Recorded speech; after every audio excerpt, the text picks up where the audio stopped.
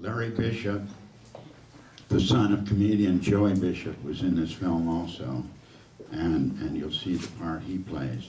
And then, last but not least, my private parts have always been named Tomahawk for some reason. So when you hear that, Tomahawk, you know what we're talking about. Okay, here it goes, The Adventure of the Broken Body. It has to be more than coincidence that ever since that night in the desert, Max Julian and I have retained a sort of psychic simpatico, an ability to tune in on one another's feelings, thoughts, and well-being that defies time and place. For instance, shortly after rejoining the film company, I was working with the second unit on traveling shots of the biker gang having a go at a bit of frivolity on the open highway. This ride was done to the sound of Eric Clapton and Cream performing the theme song, Anyone for Tennis. Just your usual hazy, lazy, routine outing for a bunch of grizzled bikers on Harleys. The stunt guys were in the lead of the pack, with the actors following close behind. Tex Hall, one of the better riders, was standing on his seat, weaving his bike back and forth by steering with his body English. One of my favorite stuntmen, Alec Gibbs, thought that Tex looked real spiffy, standing up there in the sun while hurtling along the highway at about 40 per. So Gibbs, who despite his years of experience had never attempted a seat stand before, tried to leap up on the saddle. Big mistake. Gibbs lost his balance and fell. His left foot kicked the peg on the way down, throwing his bike directly into mine. One moment I was riding along the highway, feeling quite groovy. The next moment I was bikeless, turned inside out, end over end, falling head first with nothing between me and the concrete but my jeans. I hit the pavement hard, like being headbutted by a water buffalo. Whop! I skidded about 20 feet before coming to a stop. I had thrown my arm in front of my head to keep from crushing my skull.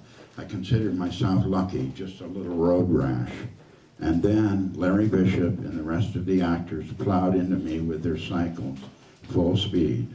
I felt the air leave my lungs. Actually, I heard the air leave my lungs. Whew.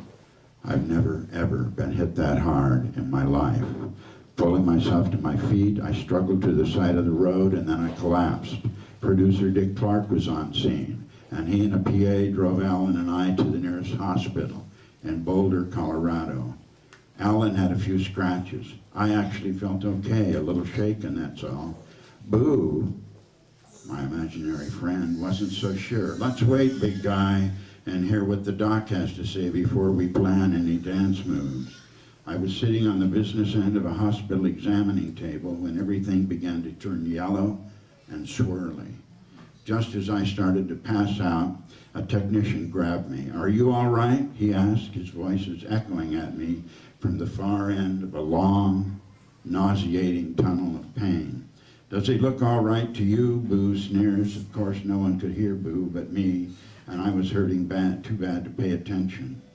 A young, bookish-looking doctor entered the room, holding my x-rays. "Son, you're going to be our guest for a while. You've got 4 broken ribs, a broken ankle, and multiple lacerations. Welcome to your new home." The first cast member to visit me in Boulder Community Hospital was guitarist, actor Duane Eddy. Duane, a tall, humble fellow, entered the room laden with magazines, bags of candy, and cans of soda pop, all brought for my enjoyment. I'll never forget that act of kindness. I scarcely knew Duane. He was just one of the bikers hanging in the back of the pack. He kept pretty much to himself, and he never participated in the wild shenanigans and the hard partying that most of the cast and crew engaged in. Eddie was without question a musical genius. Legendary rocker John Fogerty, in an article in Rolling Stone, called Duane the first rock and roll guitar god. In 2004, he would receive the Legendary Player Award from Guitar Magazine. He'd win a Grammy for co-authoring the theme for TV's hit series, Peter Gunn. In '94, he was inducted into the Rock and Roll Hall of Fame. Duane Eddy is the only guitar picker to have 10 top singles in 4 separate decades. I will mention only some of my personal favorites. Rebel Rouser, 40 Miles of Bad Road, Boss Guitar, The Lonely One, Ramrod, Moving and Grooving. Others during our pleasant, albeit subdued conversation, bonded by the sharing of Hershey bars and RC Cola, Eddie told me the following story. I was working the other film unit with some of the major actors about 6 miles from your group when word came through that there'd been an accident in the stunt unit. They said Chuck Bale had been badly hurt. Well, suddenly Max Julian interrupted, saying, no, it wasn't Chuck Bale, it was Gary Kent. Now, how do you suppose old Max knew that, Gary? Later, when Max got a chance to visit me in the hospital, I asked him that same question. I don't know. I just knew. Know what I mean? I just knew. Here. And Max pointed to his heart. Yes, I guess I knew. Rosie Palm and her 5 sleazy sisters. Here it is. I see it now. This from actor John Garwood, who's on his hands and knees in front of Adam Rourke. Adam has his pants unzipped with an index finger protruding through his fly like a miniature phallus. John, Adam, Larry Bishop, and the boys had come to visit me in my little room at Boulder Community. As usual, all of their humor was based on a common denominator of sexual innuendo in its most infantile form. The finger through the fly routine was one they had developed to an art form, and they used it constantly throughout filming, to mostly their own amusement.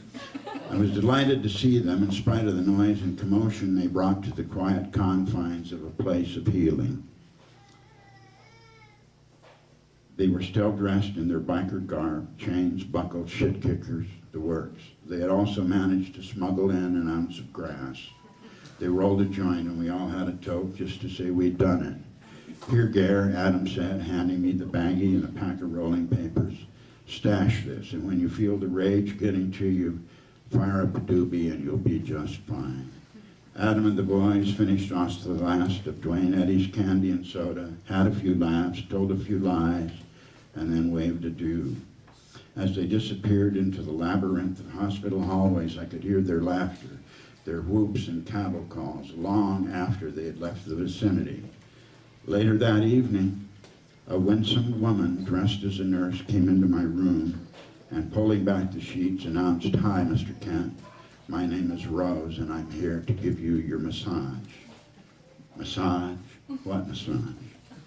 Lou advised me to just shut up and go with the flow. Rose's fingers crawled sensuously up my leg, coming to a rest on my private parts.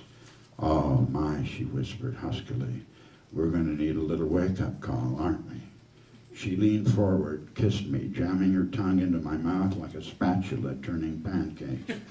Her hand began a casual pumping motion on old Tomahawk, who had retreated into his shell like a snail dropped into a bucket of beer. "I'm very sorry, dear heart," I sighed. "Tomahawk is away for the night. Actually, I was so high on pot and Percodan, I was having an out-of-body experience, observing the proceedings from somewhere above the overhead light fixture." "Just try, damn it," Boo implored. "Just give it a damn try, please." Now, to my credit, I did try. I squeezed my eyes shut and I tried. I tried so hard I grunted. A small quack-like sound, like a duck with stomach flu. No luck, I was just too drunk. Rose needed a woody to complete the act, and all I could offer was a wordy. I later learned that this had all been arranged by Adam, Garwood, Dwayne Eddy, and the gang. Out of pure compassion, I suppose. I handed Rose a couple of 20s. As she left the room, she killed the overheads. Within seconds, I was sound asleep, back in the celestial galaxies, running, jumping, gliding around heaven like a bloody archangel. "God bless us, Boo," I smiled, channeling Tiny Tim. "God bless us, each and every one." Thank you.